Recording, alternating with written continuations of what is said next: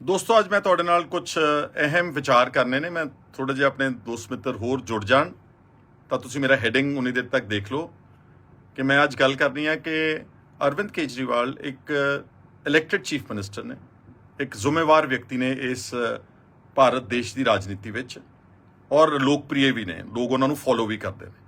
ਪਰ ਮੈਂ ਅੱਜ ਆਪਣੇ ਇਸ ਲਾਈਵ ਰਾਹੀਂ ਕਿੱਦਾਂ ਇੱਕ ਉੱਚ ਅਹੁਦਿਆਂ ਤੇ ਬੈਠੇ ਲੀਡਰ ਆਮ ਜਨਤਾ ਨੂੰ ਕਿੱਦਾਂ ਮੂਰਖ ਬਣਾ ਸਕਦੇ ਨੇ, ਮੈਂ ਜੋ ਗੱਲ ਕਰਨ ਲੱਗਿਆ ਬਿਲਕੁਲ ਤੱਥ ਤੇ ਜਾਊਂਗਾ, ਬਿਲਕੁਲ ਇੱਕ ਵੀ ਗੱਲ ਗਲਤ ਨਹੀਂ ਕਰੂੰਗਾ। ਔਰ ਕੇਜਰੀਵਾਲ ਸਾਹਿਬ ਨੂੰ ਇਹਦਾ ਜਵਾਬ ਦੇਣਾ ਚਾਹੀਦਾ ਵਾ। ਉਹ ਸਮਝ ਲੈਣ ਕਿ ਮੈਂ ਜਿਹੜੀ ਗੱਲ ਮੈਨੂੰ ਪੁੱਛੀ ਗਈ ਆ ਇਹ ਮੈਂ ਕਿਤੇ ਗਲਤ ਤਾਂ ਨਹੀਂ ਕਹਿ ਬੈਠਾ। ਅਗਰ ਉਹ ਉਦਾਂ ਹੀ ਜਿੱਦਾਂ ਕਹਿੰਦੇ ਕਿ ਇੱਕ ਪੋਪੂਲਰ ਸਟੇਟਮੈਂਟ ਦੇ ਕੇ ਜਿੱਦਾਂ ਗੈਲਰੀ ਨੂੰ ਖੇਡ ਗਏ ਨੇ, ਉਹ ਉਹਨਾਂ ਦੀ ਮਰਜ਼ੀ ਆ।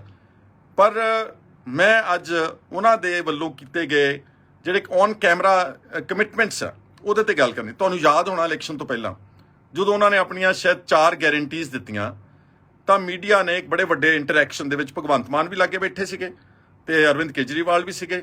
ਉਹਨਾਂ ਨੇ ਮੀਡੀਆ ਨੇ ਪੁੱਛਿਆ ਜੀ ਕਿ ਤੁਸੀਂ ਜਿਹੜੀਆਂ ਗਾਰੰਟੀਜ਼ ਦੇਣ ਲੱਗੇ ਹੋ 4, ਇਹਦੇ ਵਾਸਤੇ ਪੈਸੇ ਦਾ ਪ੍ਰਬੰਧ ਤੁਸੀਂ ਕਿੱਥੋਂ ਕਰੋਗੇ? ਤਾਂ ਉਹਨਾਂ ਨੇ 2 ਗੱਲਾਂ ਗਣਾਈਆਂ ਸਿਰਫ। ਉਹਨਾਂ ਨੇ ਬਾਕੀ ਕਿਹਾ ਛੱਡ ਦਿੰਨੇ ਹਲੇ ਅਸੀਂ। 2 ਗੱਲਾਂ ਉਹਨਾਂ ਨੇ ਗਣਾਈਆਂ। ਉਹਨਾਂ ਨੇ ਇੱਕ ਤਾਂ ਕਿਹਾ ਜੀ ਕਿ ਜਿਹੜਾ ਪੰਜਾਬ ਦੇ ਵਿੱਚ ਮਾਈਨਿੰਗ ਮਾਫੀਆ ਵਾ, ਜਿਹੜਾ ਰੇਤਾ ਬਜਰੀ ਦਾ ਪੈਸਾ ਲੁੱਟ ਰਿਹਾ, ਉਹ ਸਾਡੇ ਅੰਦਾਜ਼ੇ ਦੇ ਨਾਲ ਉਹ ਲਗਭਗ 20,000 ਕਰੋੜ ਰੁਪਇਆ ਲੁੱਟਿਆ ਜਾ ਰਿਹਾ ਵਾ। ਇਸ ਗੱਲ ਤੇ ਮੈਂ ਬਾਅਦ ਵਿੱਚ ਆਉਂਗਾ ਇਹਦੇ ਤੇ ਵੀ ਮੈਂ, ਹਾਲਾਂਕਿ ਇਹ ਵੀ ਤੱਥ ਉਹਨਾਂ ਦਾ ਸਰਾਸਰ ਗਲਤ ਆ। ਚਲੋ ਆਪਾਂ ਉਹਨਾਂ ਦੀ ਗੱਲ ਪਹਿਲਾਂ ਸੁਣ ਲਈਏ। ਉਹ ਕਹਿੰਦੇ ਜੀ 20,000 ਰੁਪਇਆ ਮੈਂ ਮਾਈਨਿੰਗ ਮਾਫੀਆ ਚੋਂ ਇਕੱਠਾ ਕਰੂੰਗਾ, ਖਜ਼ਾਨੇ ਦੇ ਵਿੱਚ ਪਾਊਂਗਾ। ਤੇ ਦੂਸਰਾ ਹੈਗਾ ਕਿ ਬਜਟ ਜਿਹੜਾ ਹੈ ਪੰਜਾਬ ਦਾ ਉਹ ਲਗਭਗ 1,70,000 ਕਰੋੜ ਰੁਪਏ ਦਾ ਸਾਲਾਨਾ ਬਜਟ ਹੁੰਦਾ। ਮਤਲਬ ਬਜਟ ਸਾਦੇ ਸ਼ਬਦਾਂ ਵਿੱਚ ਕਿ ਜੋ ਆਪਾਂ ਕੁੱਲ ਖਰਚਾ ਕਰਨਾ ਇੱਕ ਸਾਲ ਵਿੱਚ ਪੰਜਾਬ ਸਰਕਾਰ ਨੇ, ਉਹ 1,70,000 ਕਰੋੜ ਰੁਪਇਆ।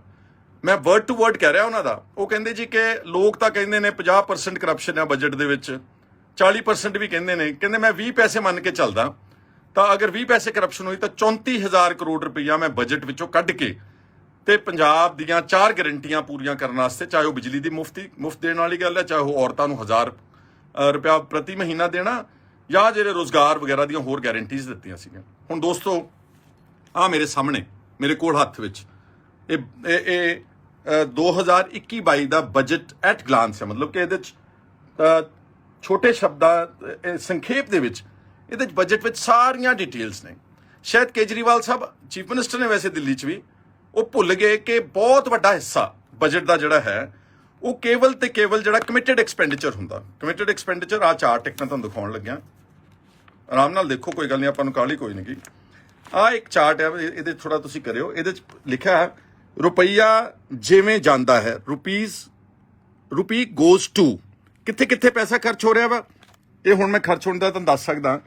ਇੱਕ ਤਾਂ ਉਹਨਾਂ ਨੇ ਸਭ ਤੋਂ ਵੱਡਾ ਉਹਨਾਂ ਨੇ ਆ ਕਿਹਾ ਵਾ ਕਿ ਇੱਕ ਇੰਟਰਸਟ ਪੇਮੈਂਟਸ ਜਾ ਰਹੀਆਂ ਨੇ ਬਜਟ ਵਿੱਚੋਂ 15% ਇੰਟਰਸਟ, ਮਤਲਬ ਜਿਹੜਾ ਵਿਆਜ ਦਿੰਦੇ ਨਾ ਆਪਾਂ ਕਰਜ਼ੇ ਦਾ, 15% ਬਜਟ ਦਾ, ਯਾਨੀ ਕਿ 20,316 ਕਰੋੜ ਰੁਪਏ ਇਕੱਲੇ ਬਜਟ ਦਾ ਸਿਰਫ ਵਿਆਜ ਅਦਾਇਗੀ ਵਿੱਚ ਜਾ ਰਿਹਾ ਵਾ। ਆ ਅੱਗੇ ਲਾਲ ਕਾਲਮ ਹੈਗੀ ਆ, ਇੱਧਰ ਆ ਗਈ ਇਹਦੀ repayment of public debt excluding ways and means advances. ਜਿਹੜਾ ਪ੍ਰਿੰਸੀਪਲ ਅਮਾਊਂਟ ਦੇਣਾ ਕਰਜ਼ੇ ਦਾ ਉਹ ਜਾ ਰਿਹਾ ਹੈਗਾ ਵਾ 18,513 ਕਰੋੜ ਰੁਪਏ, ਯਾਨੀ ਕਿ 13% ਬਜਟ ਦਾ। ਇਸ ਤੋਂ ਅੱਗੇ ਆ ਗਿਆ ਕੈਪੀਟਲ ਐਕਸਪੈਂਡੀਚਰ, ਇਹ ਕਿੰਨਾ ਵਾ 14,134 ਕਰੋੜ, 10%।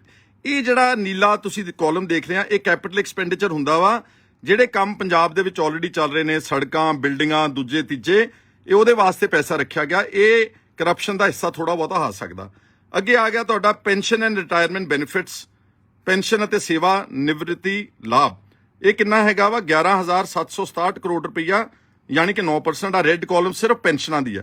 ਆ ਨਿੱਕੀ ਜਿਹੀ ਇੱਕ ਬਲੂ ਕਾਲਮ ਹੈਗੀ ਆ ਐਡਵਾਂਸਸ ਆਫ ਲੋਨਸ, ਕਰਜ਼ੇ ਦੀਆਂ ਪੇਸ਼ਗੀਆਂ, ਇਹ ਸਿਰਫ 1% ਆ, 1,488 ਕਰੋੜ ਰੁਪਈਆ। ਆ ਬਹੁਤ ਵੱਡਾ ਖਰਚਾ ਆ ਗਿਆ ਅਦਰ ਰੈਵਨਿਊ ਐਕਸਪੈਂਡੀਚਰ, ਹੋਰ ਮਾਲ ਖਰਚੇ। ਇਹ ਜਿਹੜੇ ਖਰਚੇ ਪੰਜਾਬ ਸਰਕਾਰ ਦੇ, ਮਤਲਬ ਸੈਲਰੀਜ਼, ਪੈਨਸ਼ਨਸ, ਇਹਦੇ ਵਿੱਚ ਕਈ ਕੁਝ ਐਕਸਗ੍ਰੇਸ਼ੀਆ ਗ੍ਰਾਂਟਸ, ਕਈ ਕੁਝ ਆ ਜਾਂਦਾ। ਆ ਇੱਕ ਹੋਰ ਵੱਡਾ ਖਰਚਾ ਆ ਗਿਆ, ਇਹ ਆ ਤਾਂ 32% ਸੀਗਾ, 44,084 ਕਰੋੜ ਰੁਪਈਆ। ਆ ਗਿਆ ਇੱਕ ਹੋਰ ਸਭ ਤੋਂ ਅਗਲਾ ਵੱਡਾ ਖਰਚਾ salaries and wages including grant in aid salary, ਇਹ ਹੈਗਾ 27,714 ਕਰੋੜ, ਯਾਨੀ ਕਿ 20%।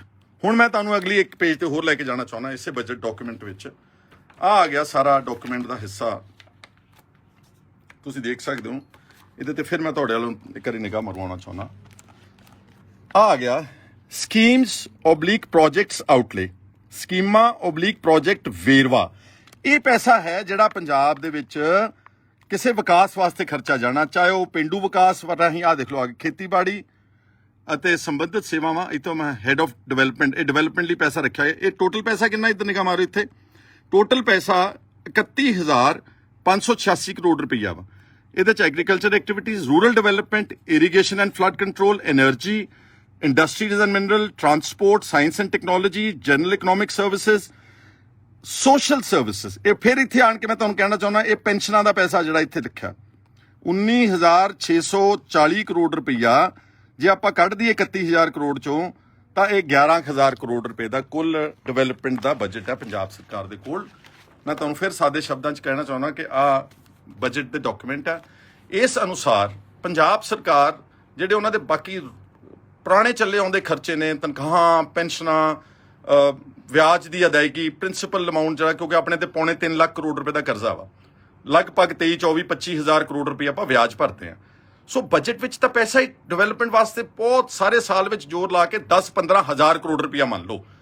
ਤੇ ਕੇਜਰੀਵਾਲ ਸਾਹਿਬ ਕਹਿੰਦੇ ਨੇ ਕਿ ਮੈਂ ਬਜਟ ਵਿੱਚੋਂ 34,000 ਕਰੋੜ ਰੁਪਇਆ ਕੱਢ ਕੇ ਖਜ਼ਾਨੇ ਵਿੱਚ ਪਾ ਦੂੰਗਾ। ਕੀ ਇਹ ਗੈਰ ਜ਼ਿੰਮੇਵਾਰੀ ਸਟੇਟਮੈਂਟ ਨਹੀਂ ਸੀ? ਕਿਸੇ ਨੇ ਪੁੱਛਿਆ ਹੀ ਨਹੀਂ ਉਹਨਾਂ ਨੂੰ। ਇਲੈਕਸ਼ਨ ਵੀ ਇਸੇ ਸ਼ੋਰ ਵਿੱਚ ਲੰਘ ਗਈ, ਲਾਲਾ ਕਰਦੇ, ਸਾਰੇ ਬਿਜ਼ੀ ਸੀਗੇ, ਇਲੈਕਸ਼ਨ ਲੰਘ ਗਈ। ਲੋਕਾਂ ਨੇ ਕਿਹਾ ਵੀ ਵਾਕਈ ਵੀ ਕੇਜਰੀਵਾਲ ਤਾਂ 34,000 ਕਰੋੜ ਰੁਪਈਆ ਝੱਟ ਕੱਢ ਦੂਗਾ ਬਜਟ ਵਿੱਚੋਂ, ਤੇ 20,000 ਕਰੋੜ ਰੁਪਈਆ ਉਹ ਕੱਢ ਦੂਗਾ ਗੈਰ ਕਾਨੂੰਨੀ ਮਾਈਨਿੰਗ ਤੋਂ, ਤੇ 54,000 ਕਰੋੜ ਰੁਪਏ ਦੇ ਨਾਲ ਉਹਨਾਂ ਨੇ ਆਪਣੀਆਂ ਗਰੰਟੀਆਂ ਜਿਹੜੀਆਂ ਪੂਰੀਆਂ ਕਰ ਲੈਣੀਆਂ। ਸਾਨੂੰ ਜਿਹੜੇ ਵਾਅਦੇ ਕੀਤੇ ਨੇ ਉਹ ਸਾਰੇ ਮਿਲ ਜਾਣੇ ਆ, 300 ਯੂਨਿਟ ਵੀ ਮਿਲ ਜਾਣੀ ਆ, ਜਿਹੜਾ ਸਾਨੂੰ 1,000 ਰੁਪਈਆ ਪ੍ਰਤੀ ਔਰਤ ਰੱਖਿਆ ਪੈਸਾ ਉਹ ਵੀ ਮਿਲ ਜਾਣਾ ਵਾ, ਸਾਡੇ ਕਿਸਾਨਾਂ ਦੇ ਕਰਜ਼ੇ ਵੀ ਮਾਫ ਹੋ ਜਾਣਗੇ, MSP ਵੀ ਦੇ ਦੇਵਾਂਗੇ। ਇਹ ਸਾਰੀਆਂ ਗੱਲਾਂ ਉਹਨਾਂ ਨੇ ਜਿਹੜੀਆਂ ਕਹੀਆਂ ਇਹ ਅਸਲ ਵਿੱਚ ਗਲਤ ਸੀਗੀਆਂ। ਮੈਂ ਕੇਜਰੀਵਾਲ ਸਾਹਿਬ ਨੂੰ ਕਹਿਣਾ ਚਾਹੁੰਦਾ, ਤੁਸੀਂ ਇੱਕ ਵਾਰੀ ਦਿੱਲੀ ਦਾ ਡਾਕੂਮੈਂਟ ਦਿਖਾ ਦਿਓ। ਹੋ ਸਕਦਾ ਉੱਥੇ ਡਿਵੈਲਪਮੈਂਟ ਵਾਸਤੇ ਜ਼ਿਆਦਾ ਪੈਸੇ ਹੋਣਗੇ, ਬਿਕੋਜ਼ ਉਹ ਰੈਵਨਿਊ ਸਰਪਲਸ ਸਟੇਟ ਆ, ਉਹਨਾਂ ਕੋਲ ਆਮਦਨ ਬਹੁਤ ਆ, 에ਅਰਪੋਰਟ ਆ, 7 ਸਟਾਰ ਹੋਟੇਲਸ ਆ, ਸਾਰੀ ਇੰਡਸਟਰੀ ਆ, ਸਾਰੇ ਇਨਕਮ ਟੈਕਸ ਦਿੰਦੇ ਨੇ, ਸਾਰੇ ਟੈਕਸ ਅਦਾ ਕਰਦੇ ਨੇ, GST ਦਿੰਦੇ ਨੇ, ਸੇਲ ਟੈਕਸ ਦਿੰਦੇ ਨੇ। ਪੰਜਾਬ ਦੇ ਵਿੱਚ ਬਹੁਤ ਹਾਲਾਤ ਡਿਫਰੈਂਟ ਨੇ। ਇਸ ਕਰਕੇ ਇੱਕ ਤਾਂ ਉਹਨਾਂ ਦਾ ਝੂਠ ਮੈਂ ਅੱਜ ਬੇਨਕਾਬ ਕੀਤਾ। ਦੂਸਰਾ, ਮਾਈਨਿੰਗ ਤੇ ਆਓ ਜ਼ਰਾ।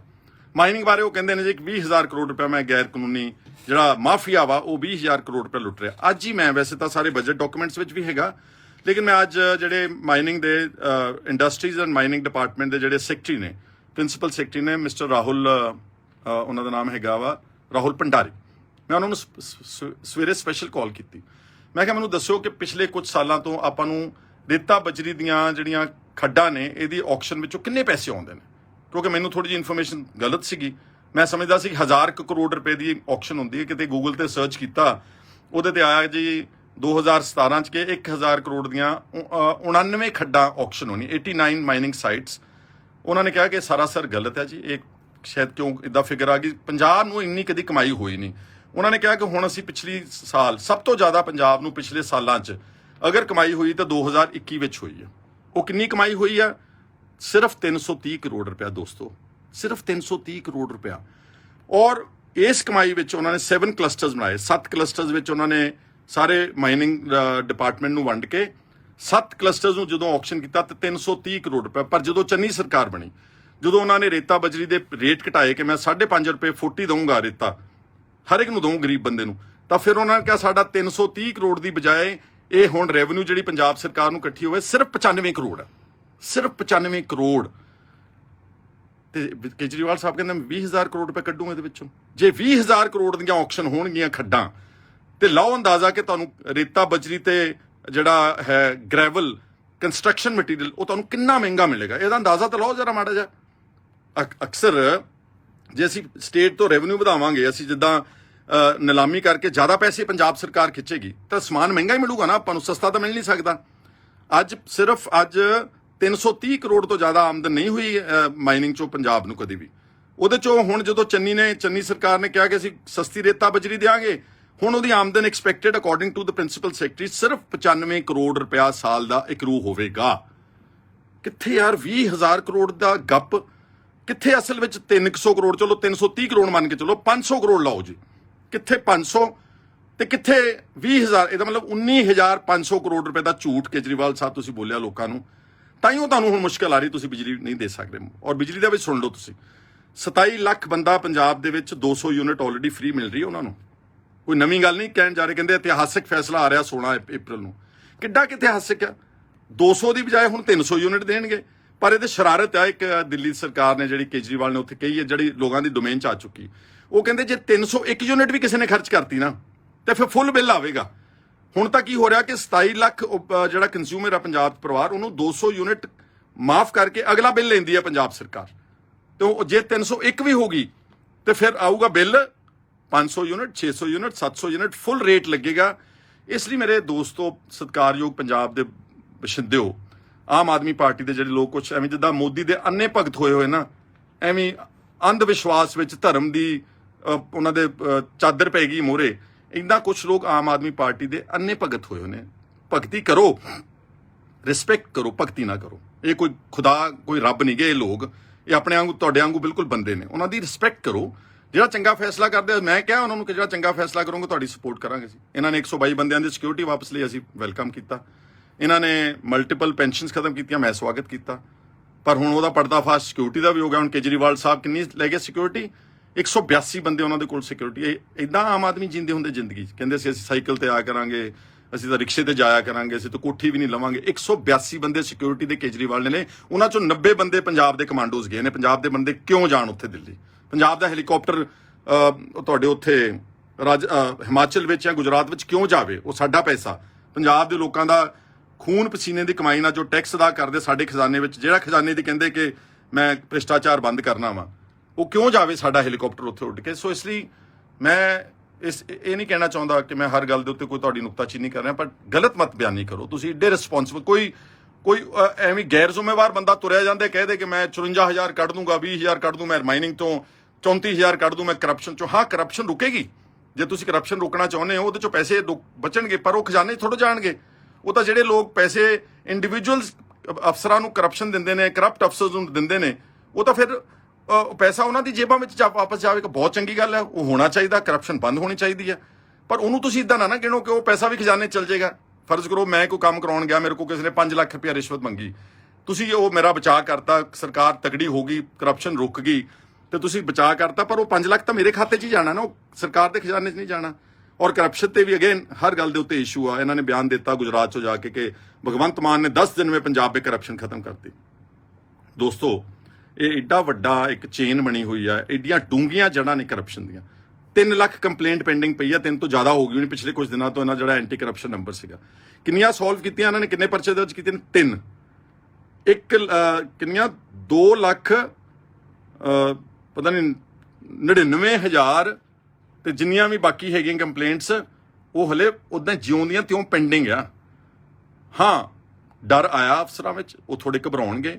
ਪਰ ਜੇ ਆਪਾਂ ਉਹੀ ਅਫਸਰ ਮਾਲਵੇ ਚੋਂ ਚੱਕ ਕੇ ਦੁਆਬੇ 'ਚ ਲਾਤੇ, ਦੁਆਬੇ ਵਾਲੇ ਚੱਕ ਕੇ ਮਾਝੇ 'ਚ ਲਾਤੇ, ਅਦਲਾ ਬਦਲੀ ਕੀਤੀ, ਇਮਾਨਦਾਰ ਅਫਸਰ ਨੂੰ ਬਾਹਰ ਨਾ ਲੈ ਕੇ ਆਏ, ਤੇ ਕਰਪਸ਼ਨ ਹੌਲੀ ਹੌਲੀ ਪੰਜਾਬ ਦੇ ਵਿੱਚ ਜਿਉਂ ਦੀ ਤਿਉਂ ਬਰਕਰਾਰ ਹੋ ਜਾਏਗੀ। ਪਰ ਅੱਜ ਦਾ ਜਿਹੜਾ ਮੇਰਾ ਮਕਸਦ ਸਿਰਫ ਤੇ ਸਿਰਫ ਸੀਗਾ ਕਿ ਅਰਵਿੰਦ ਕੇਜਰੀਵਾਲ ਵਰਗੇ ਰਿਸਪੌਂਸਿਬਲ ਬੰਦੇ ਨੂੰ 2 ਗੱਲਾਂ ਜਿਹੜੀਆਂ ਕਹੀਆਂ, ਉਹਦਾ ਜਵਾਬ ਹੁਣ ਉਹਨਾਂ ਨੂੰ ਤਰਕ ਨਾ ਦੇਣਾ ਚਾਹੀਦਾ। ਐਵੇਂ ਗੁੱਸੇ 'ਚ ਨਹੀਂ ਦੇਣਾ ਚਾਹੀਦਾ ਕਿ ਇਹ ਕੌਣ ਹੈ, ਇਹ ਹਮ ਖੈਰੇ को तो जानते नहीं हैं, ये तो पता नहीं कौन है, ये तो गद्दार है, ये कर दिया। मेरी तर्क ਨਾਲ ਜਵਾਬ ਦੇ ਦਿਓ। ਤੁਸੀਂ 20,000 ਕਰੋੜ ਰੁਪਇਆ ਮਾਈਨਿੰਗ ਚੋਂ ਕੱਢ ਕੇ ਦਿਖਾ ਦਿਓ ਮੈਨੂੰ, ਛੱਡ ਦਿਆਂਗੇ ਸਭ ਕੁਝ। ਇਫ ਯੂ ਵਾਂਟ, ਅਗਰ ਤੁਸੀਂ 20,000 ਕਰੋੜ ਰੁਪਇਆ ਇਕੱਲੇ ਮਾਈਨਿੰਗ ਦੇ ਵਿੱਚੋਂ ਆਕਸ਼ਨ ਚੋਂ ਕੱਢ ਕੇ ਤੇ ਪੰਜਾਬ ਦੇ ਖਜ਼ਾਨੇ 'ਚ ਜਮ੍ਹਾਂ ਕਰਾ ਦਿਓ।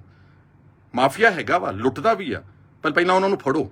ਲਿਸਟ ਜਾਰੀ ਕਰੋ ਕਿ ਪਿਛਲੇ 10 ਸਾਲਾਂ ਵਿੱਚ ਕਿਹੜੇ ਬੰਦਿਆਂ ਨੇ ਲੁੱਟਿਆ ਪੰਜਾਬ ਨੂੰ, ਚਾਹੇ ਉਹ ਕਾਂਗਰਸ ਦੇ ਸੀ, ਚਾਹੇ ਉਹ ਅਕਾਲੀ ਦਲ ਦੇ ਸੀ, ਚਾਹੇ ਕਿਸੇ ਪਾਰਟੀ ਦੇ। ਤੁਹਾਡੇ ਆਪਣੀ ਪਾਰਟੀ ਦਾ ਵੀ ਉਹ ਸੰਦੋਇਆ ਹੁੰਦਾ ਸੀ, ਉਹਦੇ ਜੁੱਤੀਆਂ ਪਈਆਂ ਸੀ ਉੱਥੇ ਰੋਪੜ ਦੀਆਂ ਖੱਡਾਂ ਵਿੱਚ, ਉਹਦਾ ਵੀ ਨਾਮ ਛਾਇਆ ਕਰੋ, ਅਫਸਰਾਂ ਦਾ ਛਾਇਆ ਕਰੋ, ਮਾਫੀਆ ਦਾ ਛਾਇਆ ਕਰੋ।